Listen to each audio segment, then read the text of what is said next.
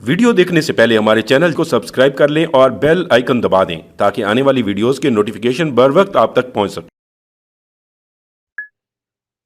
بسم اللہ الرحمن الرحیم۔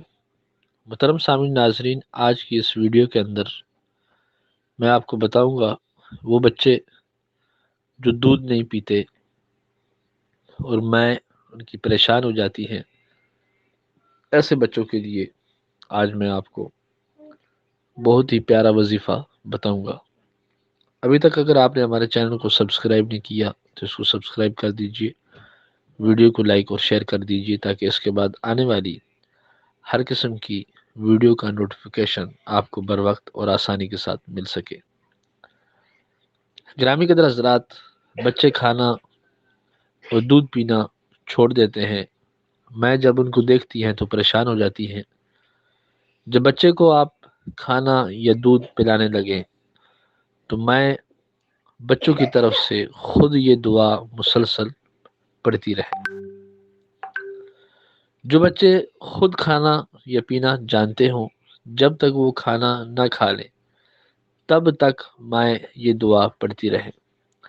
انشاءاللہ تعالی بچے کھانا کھانے اور دودھ پینے لگ جائیں گے، اور ساتھ ساتھ اس کھانے کے اندر یا اس پینے کے اندر رب تبارک و تعالی اس دعا کی برکت کو بھی شامل کر دے گا، اور اس کا فائدہ یہ ہوگا کہ رب تبارک و تعالی بچے کو آنے والی ہر قسم کی ناگہانی بیماری سے بھی محفوظ فرمائے گا، اور ناگہانی مصیبت سے بھی محفوظ فرمائے گا، اور نظر بد سے بھی محفوظ فرمائے گا۔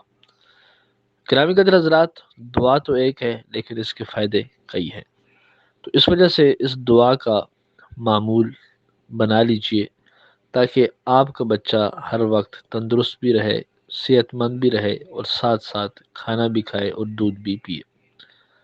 محترم سامعین ناظرین، وہ دعا یہ ہے: بسم اللہ ما شاء اللہ لا قوت الا باللہ۔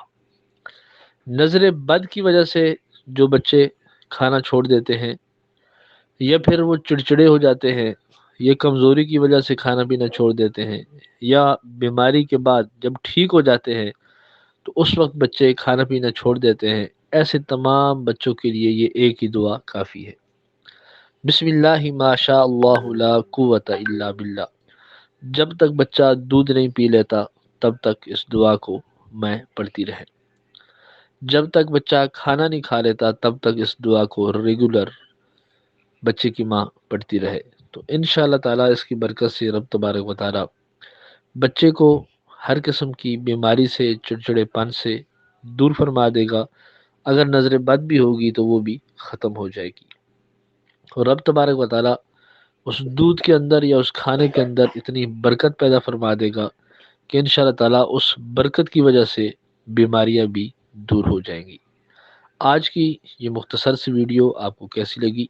آپ ضرور کمنٹس میں اپنی رائے کا اظہار کیجیے گا۔ السلام علیکم ورحمۃ اللہ وبرکاتہ۔